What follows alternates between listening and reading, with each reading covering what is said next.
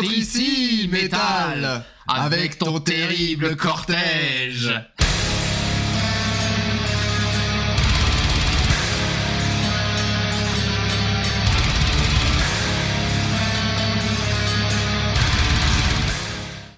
Bonjour à toutes et à tous et bienvenue dans cette nouvelle émission de Vivement Doumanche, hors série. Bonjour Victor.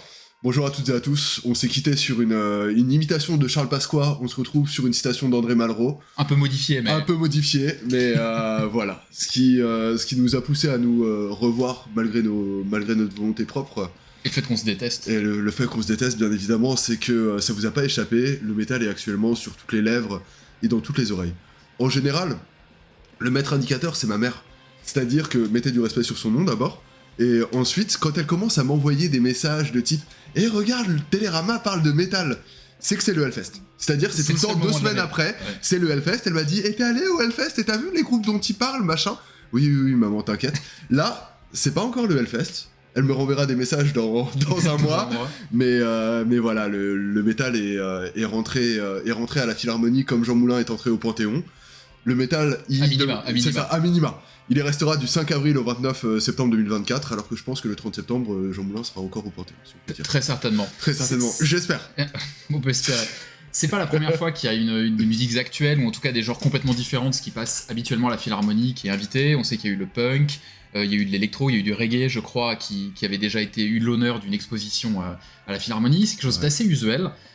Peut-être un peu moins d'avoir un genre peut-être aussi aux antipodes de la musique habituelle dans les murs de la Philharmonie. Ouais, exactement. La Philharmonie, qu'on le veuille ou non, est quand même un symbole de ce qui est considéré par Jean-Marie Bigard dirait les décideurs, mais ce qui est considéré comme de la culture légitime, digne d'intérêt, digne de subvention. Or, le métal, historiquement, comme vous le savez, c'est construit un peu sur les rejets de ces codes... Musique de contre-culture, en partie. Exactement, en partie. Ouais, tout à fait. Cette reconnaissance, parce que c'est quand même ça, pour moi, vient aussi du fait que le Hellfest a dédiabolisé, c'est le cas de le dire, le métal, lui a permis aussi de rentrer en France dans des circuits médiatiques hors des circuits spécialisés, et cette exposition est l'aboutissement de cette tendance qui a lieu depuis quand même plusieurs années. Effectivement, avec plusieurs composantes, il y a effectivement l'exposition sur laquelle on reviendra, mais il y a eu aussi des tables rondes, des discussions qui ont été mises en avant. Exactement. Il y a un concert sur lequel on reviendra également, donc c'est tout un tas d'événements qui ont permis de nouveau de mettre le métal en avant, même s'il est de plus en plus mis en avant malgré tout, mais c'est de le mettre en avant dans un lieu et dans un contexte. On pourrait considérer qu'il s'y prête pas. Je sais qu'il y a d'ailleurs, je sais que j'ai des amis fans de musique classique. Qui est en tout cas particulier, quoi. Exactement. Et assez symptomatique. J'ai des amis fans de musique classique qui me disent mais qu'est-ce que le métal fout à la Philharmonie, ça n'a aucun sens. Ils auraient pu être dans un autre lieu, etc. Alors que il y a quand même plein de raisons qui justifient que ce soit un lieu adapté précisément pour le message véhiculé. Et ne serait-ce que le fait comme tu dis, de le faire rentrer dans un circuit classique. Qui est une sorte de... On donne les lettres de noblesse en fait au métal. Il faut savoir aussi que l'extérieur de la Philharmonie est en métal, donc ça fait totalement sens. Ça fait totalement sens. C'est dégueulasse d'ailleurs, on en parlera un peu de truc. On va pas faire un live report de l'architecture de la Philharmonie. On devrait, parce que c'est quand même pas fou. Mais voilà, en tout cas, on voulait vraiment vous faire une vidéo qui sera comme une valse en 3 temps. Musicologue, hein. Incroyable, que de références dans cette introduction. On a tout donné, hein. On arrête. En fait, on fait que l'intro. Ouais, je suis fatigué là, je suis fatigué. On va voir 3 choses ensemble. Déjà, forcément, un live report de la date Regarde les hommes tombés, Behemoth, parce qu'il y a quand même beaucoup de choses à dire sur cette date qui était plutôt intéressante et massive. Ensuite, nos impressions sur l'exposition, il y aura forcément des spoilers, donc voilà. On vous invite. Si vous comptez la découvrir avec des oreilles et des yeux vierges, ne nous regardez pas. Mettez un commentaire, regardez-nous après. Mettez un commentaire, mettez-le dans vos favoris, c'est ça, si c'est pas déjà le cas.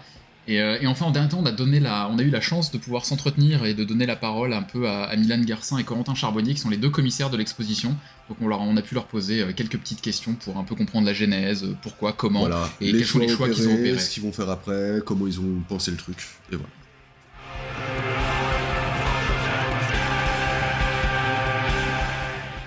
Michael a rappelé qu'au-delà de l'exposition dont on vous parlera dans quelques minutes, il y a eu pas mal d'événements autour du métal accueillis par la Philharmonie. Le point d'orgue étant le concert de Regarde les hommes tombés, Behemoth, à l'auditorium Pierre Boulez, une salle de 3000 personnes, dans lequel s'est produit les plus grands orchestres du monde, hein, enfin littéralement.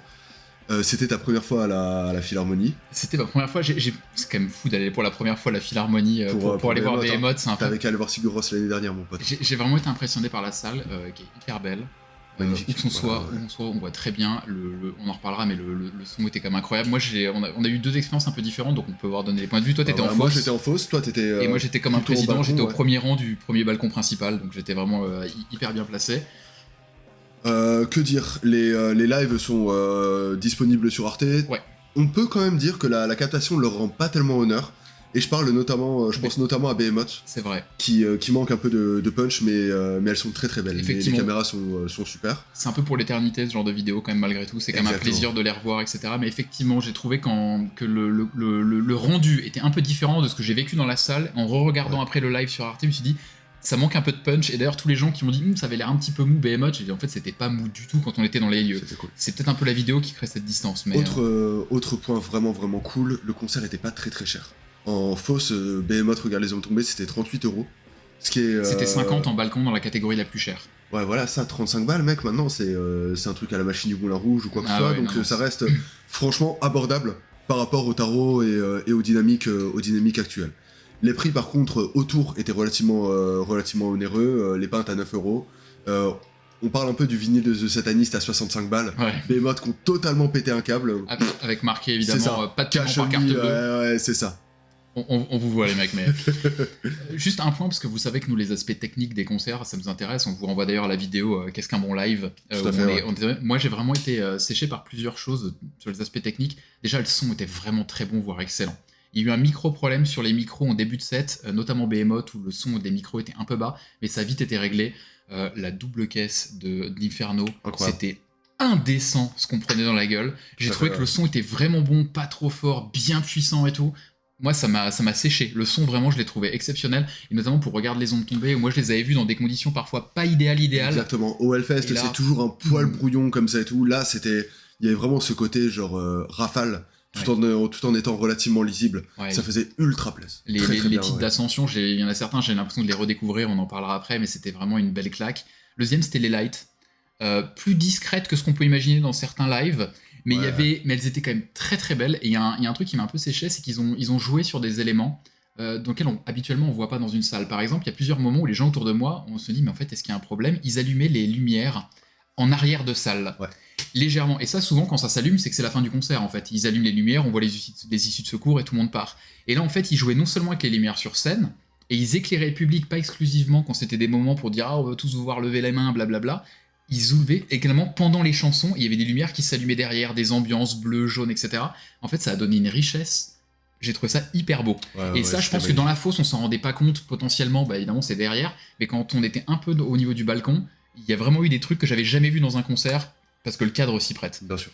De manière générale, esthétiquement, c'était vraiment super bon. Behemoth est habitué à donner des très très gros shows, à avoir une grosse dimension visuelle. Là, en plus, ils avaient une grosse scène. Des trucs sur les côtés aussi qui leur permettaient de monter et d'investir la scène aussi de manière verticale. Effectivement. Regarde les hommes tombés par contre était dans une scène un peu plus grande que ce qu'ils investissent habituellement. Ils l'ont tenu de ouf. Genre les lights magnifiques, un peu de fumée, genre tout ce qu'il faut juste pour se mettre dans l'ambiance. Encore une fois, Behemoth a donné un excellent concert. On reviendra un peu sur ces aspects-là. Regarde les hommes tombés, pour moi, ils sont vraiment transcendés. C'est-à-dire qu'ils avaient quand même, moi je les ai vus, mec, au Motocultor à 10h30, avec le premier chanteur, ce genre de truc. Mais le cadre a fait beaucoup. C'est ça. Et là, ils ont vraiment réussi à donner de manière pro un concert dans une salle qui est pas ce dans quoi ils jouent habituellement.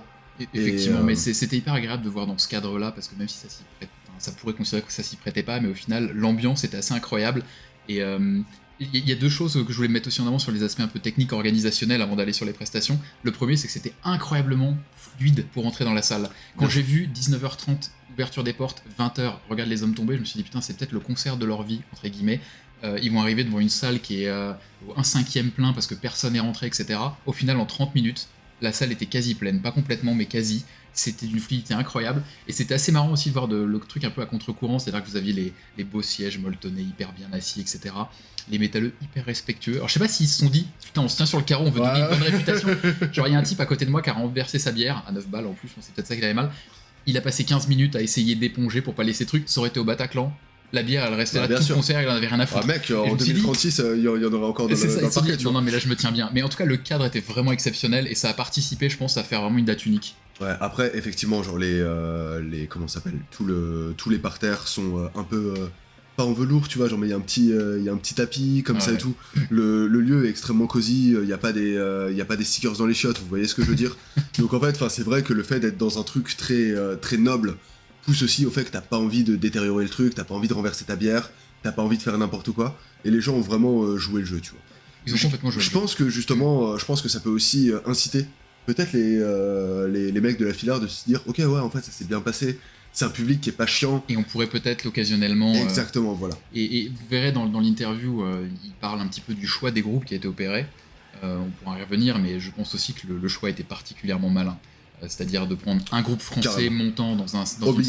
Obligatoire. Tu fais le premier truc en France. Il fallait faire un groupe français voilà, et choisir Regarde les hommes tombés, c'est pas exclusivement parce qu'on les aime beaucoup sur Hands Up, on les a fait venir dans l'émission, etc. Mais c'est aussi parce que c'est quand même les fers de lance aujourd'hui. C'est une des vitrines du BM en France. Bien sûr. Et même d'une manière générale, c'est un groupe qui a vraiment le vent en poupe. Et à côté de ça, faire venir Behemoth, évidemment avec tous les signes, tous les messages qui passent, etc. pour leur tournée de leurs 33 ans où ils ont fait des références au Christ en permanence dans le lieu qu'est la Philharmonie. C'était hyper bien joué. Je pense que c'était smart de les faire venir et ça fait partie de ces groupes où on regarde de la jauge de la salle et du message qu'ils voulaient passer. C'était plutôt smart d'avoir recours à eux. Ce qui est vraiment cool aussi dans Behemoth, c'est que c'est un groupe qui a quand même plusieurs époques. On n'aime pas tous les mêmes parties de Behemoth. Même toi et moi, on n'a pas lâché à la même époque. C'est un groupe qui a une forte dimension visuelle, qui est quand même capable de fédérer plus que certains trucs plus extrêmes et moins extrêmes. Ouais. Rotting Christ, ça fédère pas autant. Des trucs qui auraient pu passer à la Filar, comme Septic Flesh avec une forte dimension orchestrale, Ouais, ça touche quand même moins. ouais. Des groupes de taille équivalente dans d'autres styles comme Mastodon par exemple ou ce genre de choses, ça laisse quand même pas mal de personnes sur le carreau. La musique technique comme Dream Theater, c'est également pareil. Là on a un truc qui a une forte dimension visuelle, qui est assez fédérateur. Par exemple, t'es fan de Behemoth, je suis fan de Behemoth, t'es fan de Death Mellow, je suis fan de Doom, et pourtant on se retrouve là-dedans tous les deux sur le truc là. C'est super cool. En fait, c'est un groupe qui est visuellement intéressant, qui est capable de rassembler quand même pas mal de populations diverses du métal, et qui en plus a plusieurs époques, et donc qui aussi incarne plusieurs facettes du métal en fait. Oui, et rien que pour ça, c'est peut-être le meilleur choix qui est... Et puis un groupe qui a de la bouteille aussi, c'est-à-dire qu'ils auraient pu faire venir un groupe qui a vraiment le vent au poupe, et qui fait des shows ultra carrés. Exactement. C'est-à-dire que t'aimes Behemoth maintenant ou pas, ce qui est pas notre cas. Ouais. Genre moi j'ai vu il y a 2 ans, avec toi d'ailleurs au Motok, on s'est pris une branlée alors que les titres on les aime pas quoi. Oui, complètement. Et c'est vraiment super smart. Très bon grand choix de programmation. Effectivement. Et du coup, on va pouvoir en venir un peu aux prestations. Alors, regarde les hommes tombés d'abord. Ouais, let's go. En fait, il y a un sujet, c'est que vous l'avez compris si vous suivez un peu l'émission, le black metal, c'est pas du tout mon genre de prédilection, loin de là. Moi, j'avais vu plusieurs fois Regarde les hommes tombés, essentiellement en festival. Et déjà, j'avais eu une impression différente quand je les avais vus au fest de Garmont-Bosia en novembre dernier. Plus petite salle, j'étais au premier rang parce que je prenais des photos et après j'avais réussi à être sur le truc. J'avais déjà pris une petite claque en me disant ah putain, dans ce contexte-là qui est pas le contexte au Hellfest, sous l'attente, des trucs qui sont pas vraiment pas idéal pour ce type de concert, je m'étais déjà fait une remarque en disant ça a pris une nouvelle envergure en fait. Et là, moi j'ai pris une sacrée claque. Alors je sais pas si c'est le concert de leur vie ou en tout cas, je suis quasi certain que ce sera dans le top 3 des concerts dont ils se rappelleront toute leur vie. Peut-être avec leur premier Hellfest et je leur souhaite peut-être une encore plus grande date, mais le cadre dans lequel ils ont évolué, un public qui était déjà hyper nombreux pour leurs prestations. Et connaisseurs. Et assez connaisseurs, je suis assez d'accord avec toi. Ils ont eu un son qui était très bon, ils ont eu un peu des effets pyro, ils étaient vraiment dans une combinaison possible pour nous mettre une giga claque. Et moi j'en suis vraiment ressorti en me disant ah putain, on a une belle scène, et deuxièmement, c'était quand même une sacrée prestation qu'ils nous ont sorti. Ouais, carrément. Moi, Regarde les hommes tombés, c'est un groupe que j'ai musicalement, j'ai un petit peu lâché après le premier. J'adore le premier qui a des influences un peu sludge et tout. Après, la dimension post-black, c'est un peu moins mon truc. Mais justement, j'ai vraiment redécouvert les titres aussi. Et malgré l'amour que j'ai pour le premier, le nouveau chanteur, enfin le chanteur des deux suivants, T, c'est un frontman vraiment exceptionnel. Oui, c'est peut-être le meilleur frontman de France, hyper expressif, très dans la gestuelle, mais justement... Sans être trop théâtral. Exactement. C'est pas ridicule. Alors que il bouge beaucoup ses mains, il a quelque chose de très... il t'emmène vraiment avec toi, il est très charismatique. Ouais. Et moi aussi j'ai pris une bonne claque, alors que effectivement c'est pas trop des albums sur lesquels je reviens régulièrement, Ascension et Exile. J'ai oublié le nom du second, ouais. Mais ouais, non, très convaincu. Et aussi le sentiment assez rassurant de savoir qu'en fait ils peuvent grossir parce qu'ils sont carrément capables de gérer des grosses scènes comme ça. Et c'est en toute sincérité tout ce qu'on leur souhaite. Oui, complètement. Et d'ailleurs, quand on est sorti quand leur prestation s'est terminée, je me suis pas dit ah la scène était trop grande pour eux. parce que mine de rien, ça devait être hyper intimidant pour eux quand même. Et j'ai pas du tout eu cette impression. Ils sont arrivés, ils ont sorti un show vraiment massif. Regardez le live sur Arte d'ailleurs par rapport aux 2 lives, c'est peut-être c'est le meilleur, ouais. c'est la meilleure Je suis presta. sorti en disant allez bâtard. Exactement, mais en tout cas on leur souhaite le meilleur. Ouais. C'était une super opportunité pour eux, ils ont vraiment su la saisir avec sérieux. Ouais. Et je pense qu'il ouais, chapeau. Behemoth, cette liste de ports. En fait, on peut commencer direct en disant cette liste de ports. From the Pagan Westlands, qu'ils n'ont pas dû jouer depuis 15 ans. Curse Angel of Doom, leur premier titre, hein, surtout. Et des enchaînements du diable, des Decade of Serion, At the Left End of God, qui est une de mes préférées, qu'ils n'avaient pas joué depuis 2018. Alors à l'époque, ils l'a joué à chaque concert, donc machin. Mais là, quand ils l'ont un peu lâché. J'ai direct regardé Victor qui était dans la fosse, j'ai essayé de lui faire des gestes en disant gros, tu te rends compte de ce qu'il joue là. Non, moi, c'est le point qui m'a le plus séché. J'ai trouvé vraiment que la setlist était vraiment hyper complète. Ça balayait quasiment tous leurs albums. Quasiment tout. Quasiment tous leurs albums. Alors évidemment, il y en a eu un petit peu plus. C'est sataniste, un peu mis en valeur. Petit point, mec. Je crois que Blow Your Trumpet Gabriel, c'est le titre de métal que j'aime le moins de tous les temps. Et ils l'ont pas joué, et j'étais ultra content de ça. Effectivement. Autant, tu vois, genre, Oral Orbis, Lucifer, je m'en fous un peu, tu vois, genre. Hyper bien, gros, le break, il est bête à souhait et tout. Non, moi, le point qui m'a vraiment étonné, et après on parlera de la presse en tant que telle, c'était le public. C'est-à-dire, en fait, évidemment, vous savez tous, on se voit pas vieillir, on a l'impression que... Non, mais c'est une réalité, tu vois. Et moi, j'ai l'impression que Behemoth a atteint son pic pour The Satanist, qui est pour moi le dernier album que j'ai beaucoup aimé d'eux, et en fait, depuis, je les vois en live quand ils passent, parce que j'ai toujours plaisir à les voir, mais en fait, musicalement, ce qui sort, je m'en fous un peu. Et c'est très marrant, par exemple, parce que quand dans le concert à côté de moi, j'avais 2 personnes qui étaient intégralement habillées avec casquette Behemoth, t-shirt Behemoth. Sur les nouveaux titres, ils étaient fous. Sur les titres de The Satanist, ils étaient dingues. Quand il y a eu Christians to the Lions ou At the Left End of God, où moi j'étais en furie, ils étaient assis. En fait, soit ils connaissaient pas le titre, soit c'était pas du tout un titre qu'ils aimaient. En fait, j'ai été sidéré de voir que la plupart du public autour de moi qui venait pour Behemoth, en fait, ils aiment post-2014. Et dès My God, il n'y a pas eu un bruit, alors que moi j'étais complètement hystérique. Parce qu'ils s'en foutaient en fait. Et j'ai été assez étonné de voir que le public en fait est beaucoup un public récent de Behemoth. Ouais, tout à fait. De toute façon, Behemoth, c'est un groupe qui a eu des paliers dans sa carrière. Il y a eu Satanica, il y a eu The My God, il y a eu Evangelion. Evangelion qui pour moi est peut-être le climax du groupe en fait. Pour moi, c'est là où j'ai arrêté. Ensuite, il y a eu The Satanist qui en termes de popularité, qui est le truc le plus... il sort, truc ultra autobiographique, qui s'est sorti de leucémie. C'est un album que je déteste, mais c'est pas le sujet. Mais en tout cas, ouais, le truc c'est que nous on était vraiment à s'ambiancer sur la partie Death Michael Bay, c'est-à-dire le Death ultra produit. Conquer All. C'est ça, ouais, exactement, genre qui est sous stéroïdes et tout. The My God, j'étais fou. Conquer All, j'étais fou. At the Left End of God, trop bien. Et ouais, il y a quand même vraiment un public post-sataniste. Ouais, c'est fou. Ça m'a un peu étonné, mais sinon, ouais, comme on l'a dit, moi j'ai trouvé que la presta était très belle. Il y a eu 2 petits points, peut-être un peu. C'est pas des points noirs, c'est plus des bémols. Le premier, c'est quand même la voix de Nergal, je l'ai trouvé un peu faible par moment. Ouais. C'est pas nouveau, hein, on sait qu'il s'est détruit la voix pendant 20 ans, et je pense que c'était pas le genre de type en début de carrière à faire du yoga et à faire de la sophrologie et à prendre de l'eucalyptus après les concerts. Et je trouve que là, ça se ressentait déjà dans les dernières prestations, mais là, sur les premiers titres, j'ai vraiment senti une petite faiblesse, et genre At the Left End of God, dans les premières trucs, c'est censé être une voix giga puissante, et là, ça manquait un peu de patate, mais bon, à la limite, c'était très bien. Le deuxième point qui m'a un peu étonné, c'est que j'ai trouvé que ça manquait de communication avec le public. Je m'explique. Quand c'est Behemoth, tu t'attends pas à ce qu'il tape des discours à la machinette. Parce que c'est pas le sujet, c'est pas etc. Mais vu que c'était un concert très très spécial pour les 33 ans, en fait, on a eu quoi ? On a eu 2-3 petites phrases où il nous dit on a outlive le Christ parce qu'on savait plus de 33 ans. Il y a eu une petite phrase en disant merci à tous. Je m'attendais peut-être à ce qu'il y ait peut-être des phrases de remerciement pour la Philharmonie en disant merci de nous avoir invités à cet événement, machin. Je m'attendais à un peu plus de leur part et je me suis dit ingrat, c'est pas le mot parce qu'il a fait beaucoup, ils ont participé à plein de trucs pour la Philharmonie et tout, mais je m'attendais à ce qu'il y ait un peu plus de discussion avec le public compte tenu du fait que c'est un événement particulier avec une setlist particulière.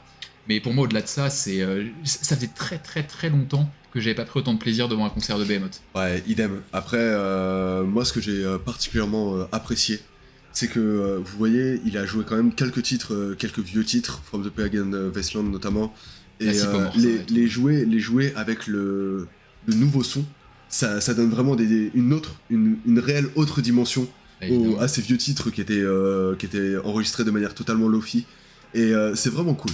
C'est pareil, il y a eu des petites raretés que je connaissais pas No Sympathy for Fool par exemple, qui est sur le rouge là, j'ai oublié comment il s'appelle, et c'était assez cool de voir en fait cette carrière balayée de A à Z, et de voir justement les écarts entre les titres récents qui sont beaucoup des titres d'ambiance par rapport aux autres qui étaient beaucoup plus... C'est ça, puis avec une production très puissante. C'est ça, ouais. Et à l'époque, c'était plus parfois des trucs hyper fédérateurs, tu vois. Bien sûr. Et c'est vrai que quand tu regardes Chain for Eschaton, par exemple, ou même Conquerall, quand tu vois que le nouveau son, c'est hyper massif, là où ça manquait peut-être de patates à l'époque, alors que ça restait Bien fédérateur. Là, non, pour moi, la setlist, c'était vraiment concert XXL, vraiment gros plaisir. Ouais, voilà, il y a 2-3 trucs à redire. Par exemple, moi, je préfère beaucoup l'époque où il finissait par Lucifer au Father of Satan Austin. Je trouve que c'est un meilleur titre de clôture. Ça n'engage que moi. C'est pareil dans les petits trucs. J'aurais bien aimé avoir Pansatyros. Ils ont fait No Sympathy for Fool. Enfin, il y a 2-3 petits trucs comme ça. Shoal, Serve. Aussi, ouais, bien sûr. Il en manque toujours. C'était un concert comme souvent avec Behemoth, malheureusement. Gros départ, petit creux au milieu quand il s'essaye avec des titres. Un peu à la Slayer aussi. Slayer, c'est pareil. Ouais. Et à la fin, il déroule sur un enchaînement de branlées et tu ressors en disant c'était génial, mais tu te rappelles plus trop que pendant 25 minutes au milieu, c'était quand même des titres où.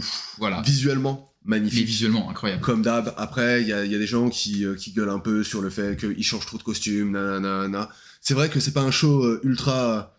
C'est pas Decide où le gars il te prend à la gorge et il te lâche plus, quoi. Enfin, il y a quand même des petites longueurs, des petites pauses, des petits interludes, des petits trucs comme ça qui font que c'est pas le show le plus frontal qui soit. Mais encore une fois...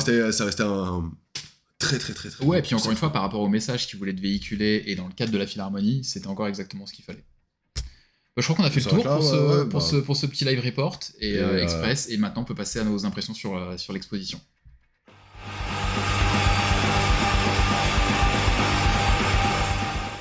Alors comme on vous l'a dit, sur cette partie, je vais mettre un beau montage en écrivant spoiler.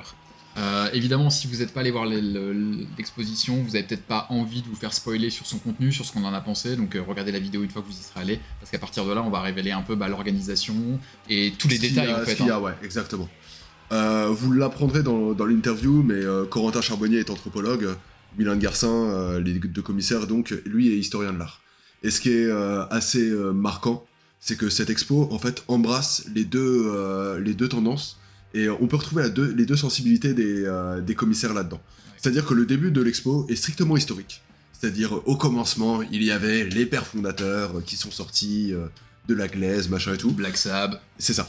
En fait, il y a trois thèmes. Il y a Led Zepp, Deep Purple, Black Sabbath.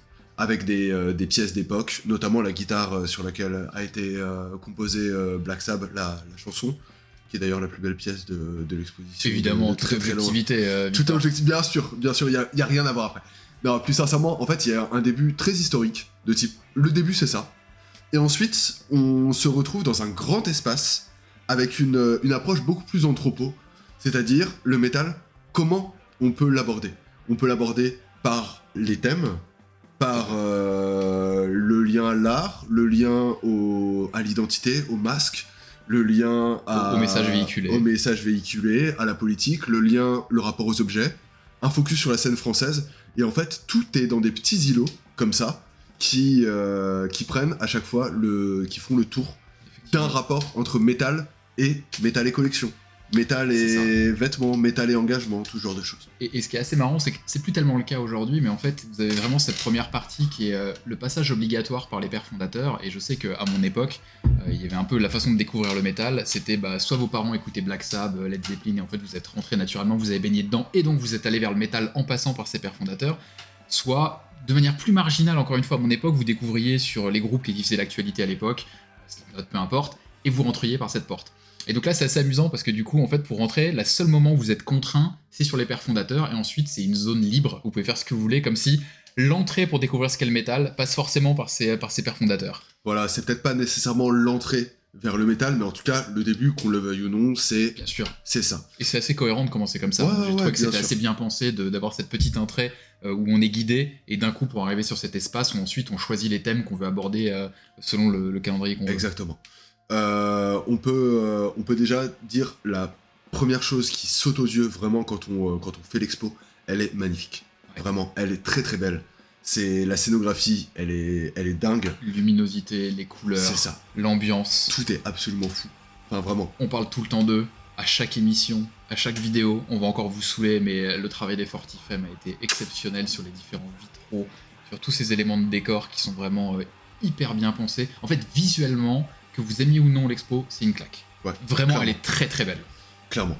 Après, il y a une volonté quand même de faire quelque chose d'assez global. C'est-à-dire, qu'on le veuille ou non, il y a quand même pas mal de sujets qui sont abordés. Les médias, le métal français, les différents types de métal, métal et engagement. Je vais pas faire une liste exhaustive, mais il y a vraiment en fait cette volonté de questionner les liens entre le métal et des objets qui sont ou des sujets qui sont un peu externes à lui, mais qui sont incontournables quand on parle du métal. On peut, je pense qu'il est malvenu de prendre l'expo sur ses manquements.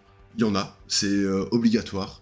Il y a des angles morts, il y a des réels angles morts. C'est pas une expo qui peut être exhaustive, mais il y a quand même une volonté de couvrir de manière assez large les différentes approches qu'on peut avoir. Les principaux avatars, et je pense que l'exemple le plus important qu'on pourrait donner, c'est effectivement cette petite chapelle principale, le bâtiment principal, où vous avez en fait les principaux genres qui sont annoncés.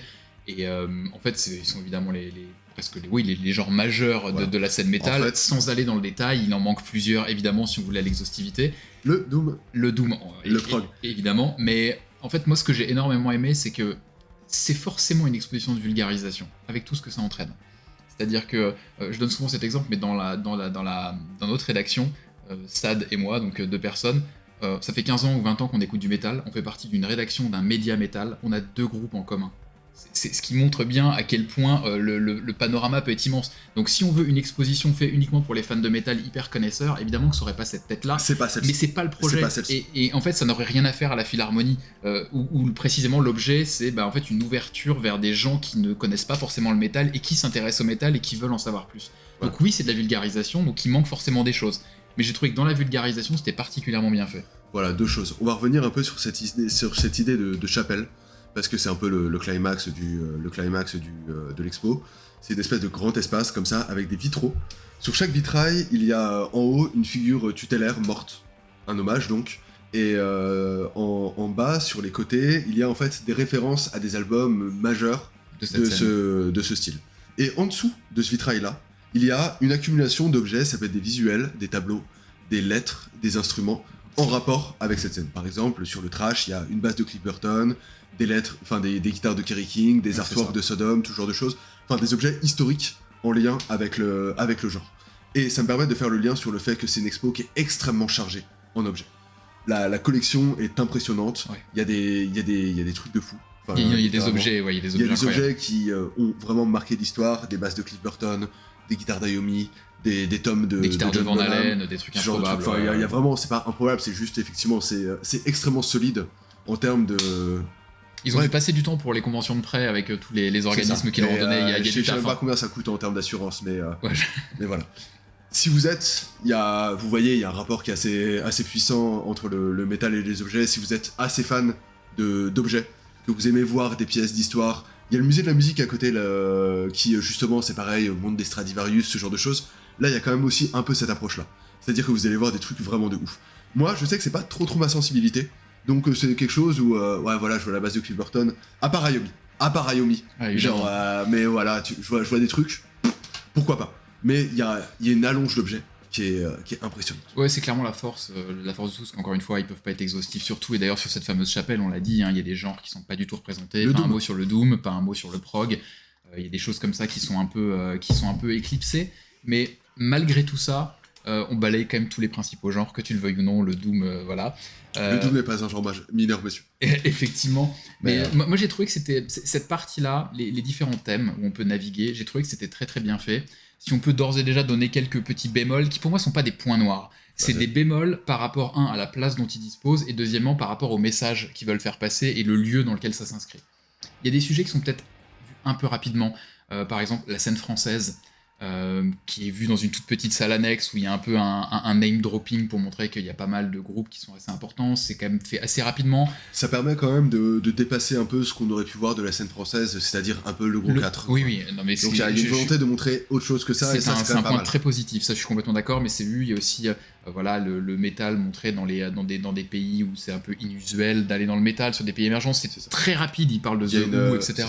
Il y a quand même, ça c'est, je vois ce que tu veux dire, et ce qui est marrant c'est que moi j'étais passé à côté, et j'ai vu des réactions qui sont totalement diverses. Il y a quelqu'un qui a dit « Ah j'en ai rien à foutre ». il y a quelqu'un qui était un peu en mode ah bah en fait ce qui est un peu chiant là-dessus c'est que tu sais ce truc là c'est limite caché. Oui. C'est dans un coin, tu peux totalement passer à côté. Moi j'ai visité 2 fois l'expo. Il y a quand même des petites flèches avec marqué sens de la visite. La première fois je l'ai pas vu.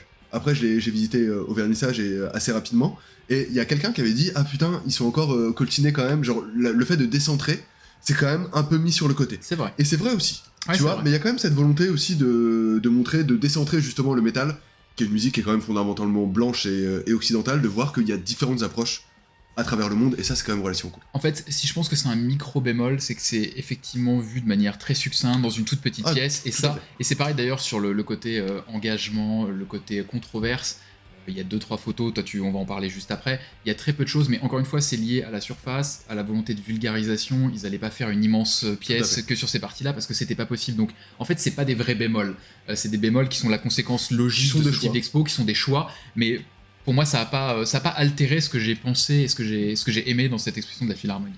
Ouais, je suis d'accord. Sur les controverses, moi, je trouve que c'est toujours un petit peu délicat parce que il y a quand même il y a eu une volonté de ne pas non plus totalement masquer la dimension, pas problématique, mais la dimension violente du métal. Que ce soit dans les discours, que ce soit dans les événements qui sont passés, mais sur l'engagement, les idéologies véhiculées. Sur les idéologies véhiculées, sont pas cachées. Exactement, tout à fait. Il n'y a pas de volonté d'esquiver, mais il y a quand même un petit vernis posé sur l'engagement. C'est Savage Land, c'est Gojira, c'est l'écologie, nanana. C'est la question ukrainienne qui est parfaitement actuelle, mais qui, liée au métal, peut apparaître touchy. L'Ukraine, c'était, avant la guerre, comme vous le savez, aussi un gros réseau ultranationaliste. Faut pas faire de confusion là-dessus, donc c'est une prise de risque. Pourquoi pas, entre guillemets, mais moi je sais que quand j'ai vu la photo de Nergal, justement, qui tient l'espèce de fumigène avec des drapeaux ukrainiens... C'était au Motocultor, d'ailleurs. Ok, d'accord. C'était live au Motocultor. Ok, j'étais un peu en mode, ah tiens, c'est marrant d'avoir fait ce choix-là, pour parler des façons dont les groupes se sont saisis des conflits, notamment et des actualités géopolitiques. Effectivement, donc il y a quelques petits sujets comme ça qui sont traités de manière très très succincte, mais encore une fois, c'est lié à l'exposition. Mais globalement, pour une expo de vulgarisation, au-delà du fait qu'elle est particulièrement belle, elle traite quand même de tous les sujets qu'on était en droit d'attendre quand on s'y connaît. Exactement. Un peu, on se dit ils vont faire ça. Ensuite, c'est juste des tout petits points de détail. Je sais que par exemple, moi, il y a un point où j'avais trouvé un peu dommage, c'est quand vous êtes dans cette fameuse chapelle, ils alternent des extraits vidéo de groupes qui correspondent à chacun des genres. Et c'est juste des petits choix qui ont été faits, mais par exemple, moi j'aurais bien aimé que quand il y a une musique de death metal qui passe, bah, c'est dans la partie de la chapelle sur le death metal, et ensuite ça alterne par exemple toutes les minutes. Bah là en fait ça pop sur n'importe quel écran, donc du coup vous avez pour des néophytes, moi je sais qu'il y avait par exemple un clip de Linkin Park qui passait sur le truc du black metal. Ok. Alors que ça n'a aucune logique, mais parce qu'en fait volontairement je pense qu'ils ont vu un truc aléatoire, ou alors c'était un bug informatique, ils vont nous dire non parce que moi aussi c'était déjà et du coup il y a des tout petits choix comme ça que j'ai trouvé un peu dommage pour la clarté plus que pour des choix qui sont opérés, mais sinon pour moi c'est une vraie réussite et j'en suis vraiment ressorti en me disant en fait je m'attendais pas à autre chose au regard des sujets traités et de la façon dont ça allait être abordé, et en plus quand visuellement c'est hyper beau. Clairement. Moi, j'ai pas du tout aimé les clips. C'est d'ailleurs la seule réserve vraiment franche que j'ai à faire sur l'expo. C'est que les visuels de Fortifem, en fait, il y a plein de petits nuggets. Et donc, en fait, on peut assez vite se perdre dans les vitraux à essayer d'identifier toutes les choses qu'on connaît, tous les rapports aux pochettes, tac. Ils ont mis sur leur Instagram, d'ailleurs, les vitraux avec les références derrière. Vous pouvez jouer à ce jeu-là. Et des fois, en fait, vous êtes en train de mater un vitrail, de regarder un peu tous les détails. Et d'un coup, là, ça pop, il y a la grosse aisselle poilue de Brian Johnson, et il y a Thunderstruck qui est en mode frérot, laisse-moi regarder, tu vois ce que je veux dire. Ça gâche un peu l'immersion, je trouve, les clips, mais c'est vraiment la seule grosse limite. Moi, ce que j'ai particulièrement aimé, c'est que vous voyez, il y a quand même pas mal d'écrits sur la réception, sur la réception, le fait que quand on voit, par exemple, en vrai, un tableau qu'on connaît depuis énormément de temps, la façon de le regarder, c'est pas la même. Vous voyez, il y a plein de gens qui sont déçus quand ils voient la Joconde pour la première fois, parce qu'elle est toute petite, nanana, parce qu'ils sont cons, pourquoi pas. Mais en tout cas, là, vous allez voir des trucs que vous connaissez depuis X années. Et vous allez les voir dans un contexte qui est pas du tout celui dans lequel vous avez l'habitude de le voir. Que ce soit des trucs scéniques que vous voyez là, genre de manière fixe, sans personne derrière, ou que ce soit des pochettes d'albums. Il y a notamment la fameuse pochette ultra connue de Celtic Frost avec le diable qui tient un crucifix comme lance-pierre. Et là, en fait, quand vous voyez ça, vous dites, ok, c'est la pochette de Celtic Frost. Et en fait, là, non, vous le voyez comme un tableau. Et c'est vraiment cool d'avoir cette espèce de truc où vous switchez votre regard. de Rodin aussi. C'est ça, exactement, l'Eternal Idol de Black Sabbath, où en fait, ou même le truc dans le trash, t'as, tu sais, genre la pochette d'Agent Orange, et en fait, tu vois que la moitié sur la couverture, et l'autre moitié, elle est derrière le CD. Là, t'as tout le truc d'un coup, comme ça, et c'est toujours hyper intéressant de voir en fait cette œuvre en tant que tableau, et non pas en tant que, ah tiens, c'est la pochette de ce truc-là, c'est le support visuel de cette œuvre musicale. Moi j'ai trouvé ça super intéressant. Oui, et puis d'une manière générale, le lien qu'ils ont fait entre les pochettes et l'art, j'ai trouvé que c'était très bienvenu. Parce que en plus, les gens qui sont susceptibles de venir à la Philharmonie, qui sont des habitués de la Philharmonie, qui disent je vais découvrir ce style musical, c'est peut-être certainement des gens qui sont ouverts vers l'art classique. Et du coup, ça peut être aussi un angle d'attaque pour eux de dire ah oui, je vois qu'il y a beaucoup de références. En fait, finalement, les gens qui font du métal sont plus intéressés par l'art que ce que j'imaginais. Enfin, il peut y avoir plein de liens qui se font. Et j'ai trouvé ça hyper smart d'avoir cet aspect-là. Pour moi, c'est peut-être un des aspects les plus smart avec la chapelle. Dans l'exposition, c'est peut-être les 2 points les plus importants. Au-delà du reste, où il y a beaucoup de choses, où c'est beaucoup des objets mis en avant. Ce qui est très très cool aussi, c'est qu'il y a une volonté là-dedans de montrer que le métal s'est saisi de tous les courants artistiques. Peu ou prou. Il y a de mémoire, il y a des trucs de Mantegna, je suis pas très sûr, mais il y a des trucs renaissants bien à l'ancienne. Il y a des trucs médiévaux, il y a un truc des années 60 de Ramesses. Enfin, le LP c'est Ramesses. Il y a des trucs du 19e, Gaspard Friedrich pour Atlantean Codex, Goya pour Révérend Bizarre. Enfin, il y a quand même... En fait, il y a aussi une volonté de montrer que le métal a vraiment puisé son inspiration, notamment visuelle, dans l'intégralité de l'histoire de l'art, ou pas très loin, quoi. Petite incohérence là-dessus, sur le Baroness.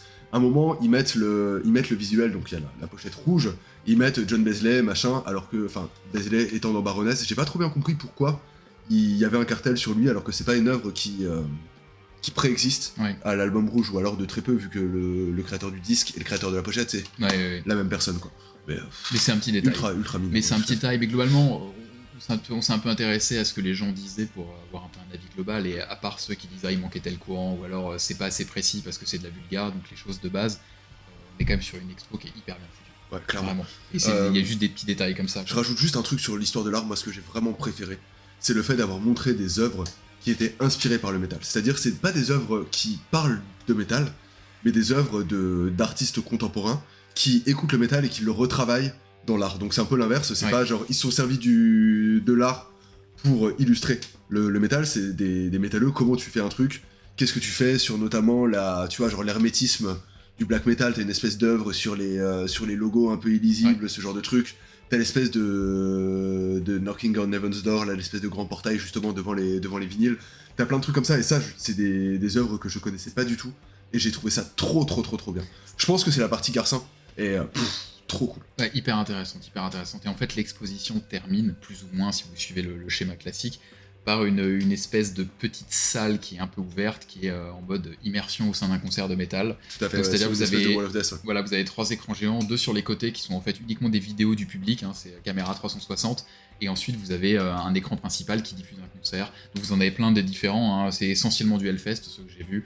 Moi j'ai vu, il y avait à Mon Amarth ces 2 concerts de hardcore, je ne sais plus lesquels c'était. Il y avait Vendid, l'espèce de truc de... Oui, Vendid aussi, tout à fait, du fils de Corey Taylor. Ouais, et exactement, donc... Et c'était assez marrant parce que moi j'ai visité donc, l'exposition un dimanche soir, donc il n'y avait vraiment pas grand monde, et 80% des gens qui venaient voir l'exposition étaient tous dans cette salle-là.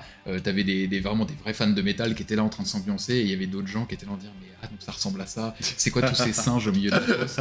Ça ressemblait plus pour eux à un truc de la National Geographic qu'à une exposition de la Philharmonie, mais je trouvais que c'était hyper intéressant parce que mine de rien c'est quand même une musique live.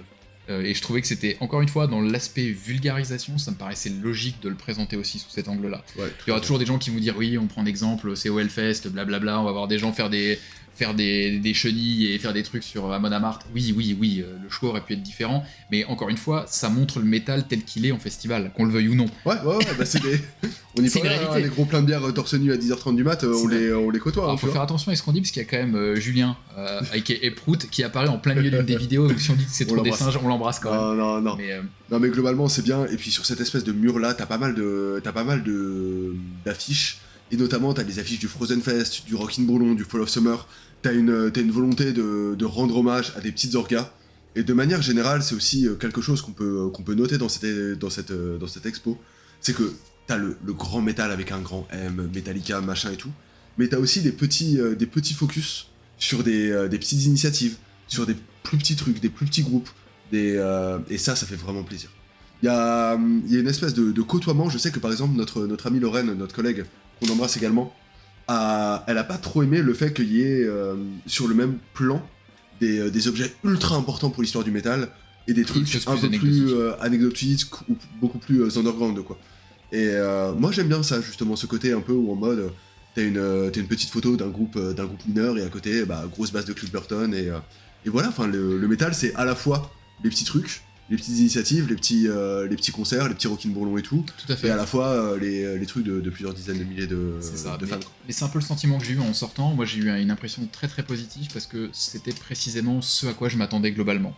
Si on y va avec un esprit élitiste, comme on voit souvent dans le métal, à surintellectualiser tout, à se dire je veux voir un truc hyper spécial, je veux que tous les courants soient couverts, c'est-à-dire les 8 milliards de sous-courants et de sous-genres soient couverts, oui vous allez être déçus parce que ça correspond pas à ce qu'une telle exposition dans un tel lieu peut dire. Mais si on part dans une idée de se dire si une expo de Vulga, pour apporter des gens au métal, pour faire comprendre des gens qui sont potentiellement hors métal, et pour les gens qui connaissent bien le métal, ça peut aussi leur montrer des objets, rendre hommage à des choses, en fait je trouve que c'est une réelle réussite. Voilà, clairement. Moi j'ai des potes qui m'avaient dit écoute c'est une expo qui est belle mais on n'apprend rien. Et effectivement je pense que si vous nous regardez et que vous allez à l'expo dans une optique de vous instruire, c'est pas le cas. En revanche, ce qui est quand même vraiment intéressant, c'est qu'il y a quand même pas mal d'approches. Il peut y avoir simplement l'admiration, un truc purement esthétique, de se dire en fait ouais voilà je vois une expo qui est magnifique.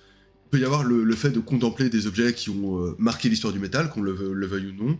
Il peut y avoir le fait de se renseigner, de voir comment le métal a été travaillé par des artistes contemporains. En fait, il y a quand même une pluralité d'approches qui fait que, quelle que soit votre sensibilité, vos goûts, ce genre de choses, vous pourrez quand même y trouver un truc. Et à l'inverse, je trouve que c'est une expo qu'il est dur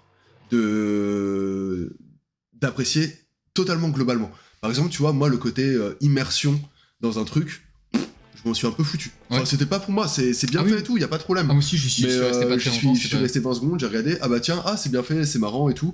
Puis après, je suis allé à la boutique, quoi. Je pense qu'on n'était pas forcément le public cible, c'est ça aussi. Bien sûr. Mais de toute façon, le peu de potentiellement d'avis critiques que je pouvais avoir s'est écrasé quand j'ai vu qu'il y avait la pochette de Waracle sur le death. Et je me suis dit, putain, ils mettent In Flames en avant pour le death.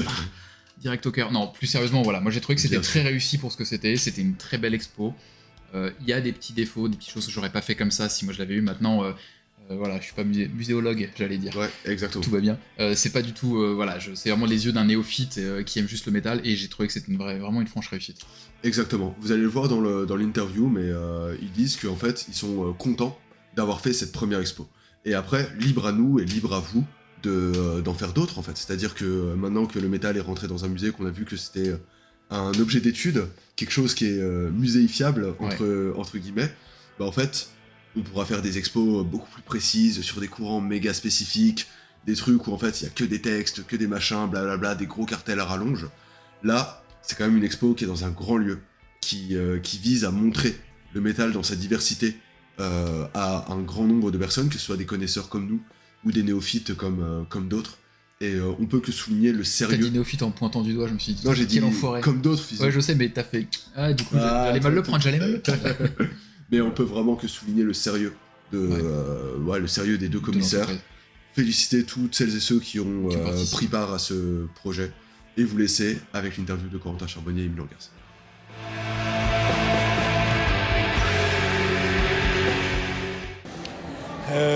Il y a 5 ans, quelque chose comme ça, j'avais fait une expo déjà à la Philharmonie.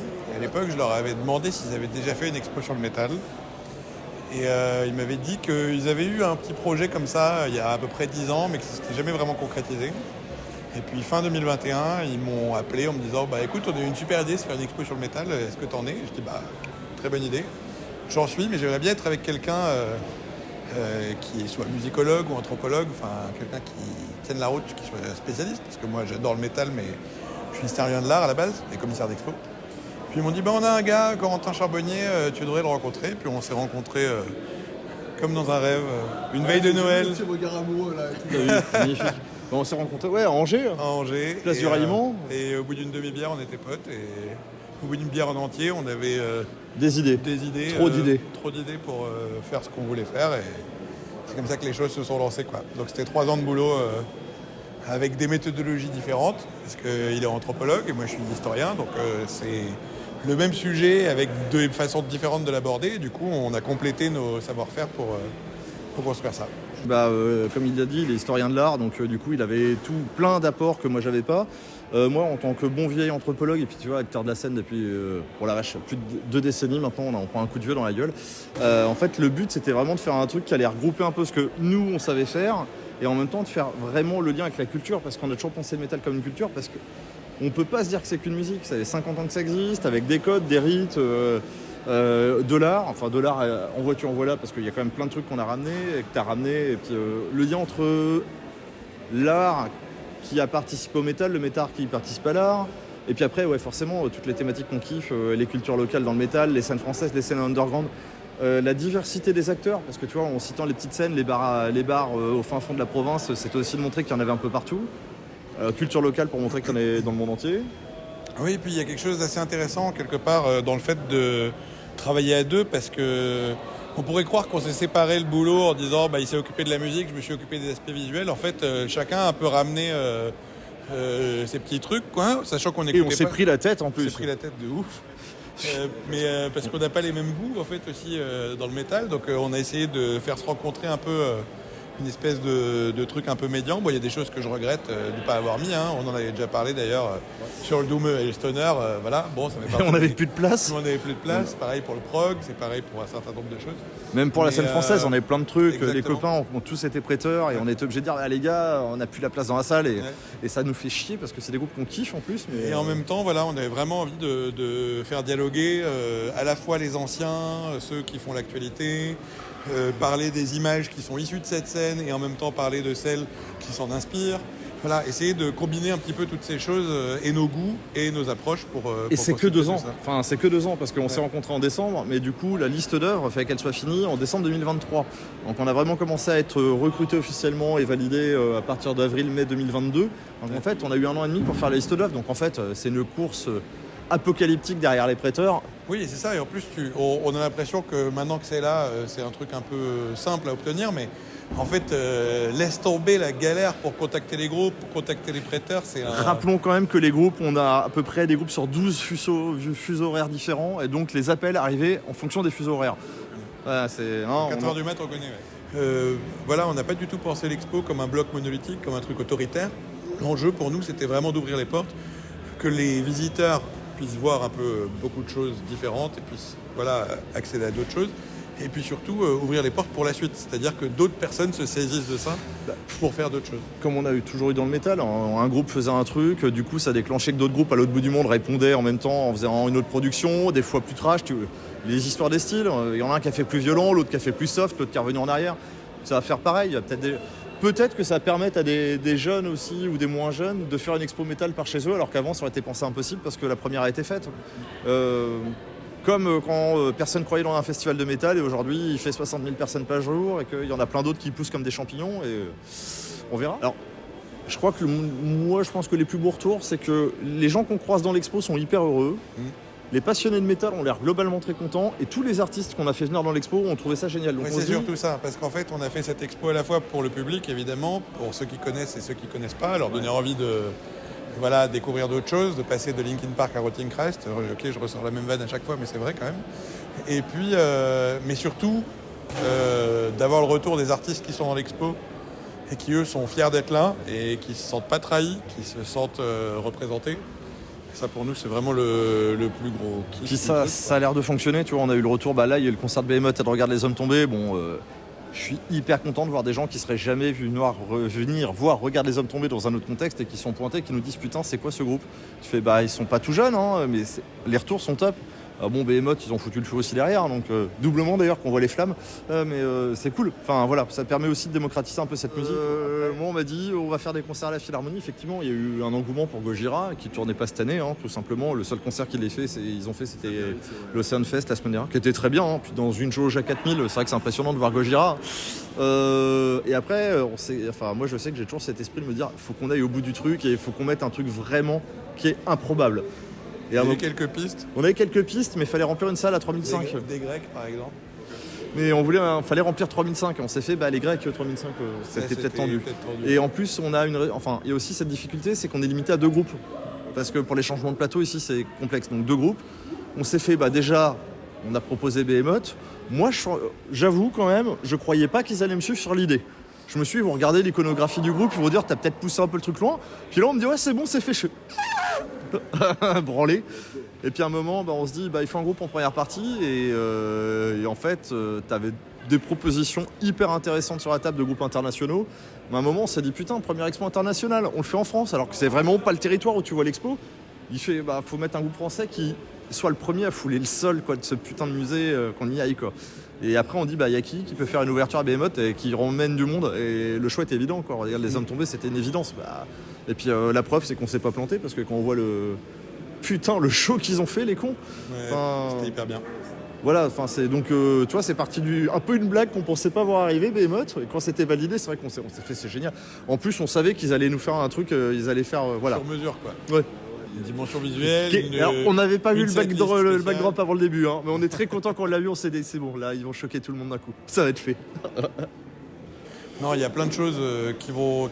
Voilà, cette expo, on souhaite qu'elle fasse des petits, et pas seulement avec nous, mais l'idée, c'est que, voilà, que les choses suivent leur cours. Maintenant que la boule de neige est lancée, on attend de voir ce qui va se passer, quoi. Voilà. Ouais, c'est ça. Ça va falloir faire un peu la promotion aussi, parce qu'on sait pas... Enfin, c'est con, mais... Les médias généralistes en ont parlé, c'est une belle chose, c'est une très belle chose. C'est vrai qu'on n'a jamais eu autant de couverture métal en France, à part au Hellfest, on se dit putain, mais tout le monde en parle, qu'est-ce qui se passe? On a même peur, des fois tu dis, tiens, lui aussi il en a parlé. On est dans Télérama, les gars. Ouais, putain. Voilà, C'est bon pour Ramadan, non mais on sait pas du tout en fait ce qui va se passer. Et à côté, tu dis putain, les médias métal, il y en a quelques-uns, mais faut pas sous-estimer qu'on est des metalheads.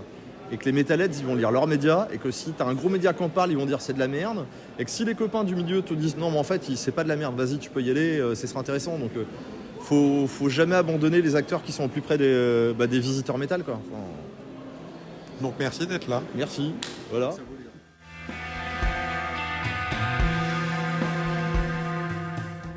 On est de retour dans nos merveilleux studios du 16e. On remercie encore effectivement Corentin Charbonnier et Milan Garcin de nous avoir donné la parole. Si vous voulez tout savoir, c'était quelques minutes avant le warm-up du Hellfest à la Cité de la Musique. Ouais. Donc on était dans de très bonnes conditions au milieu du hall de la Cité. Franchement, leur temps est précieux, les gars, d'avoir pris un quart d'heure pour nous, c'est... Merci encore une fois. Donc la vidéo est assez longue, donc je pense qu'on va... on va aller vite. On va conclure rapidement. Franchement, sincèrement, il y a une chose à souligner, c'est le sérieux de celles et ceux qui ont fait cette exposition.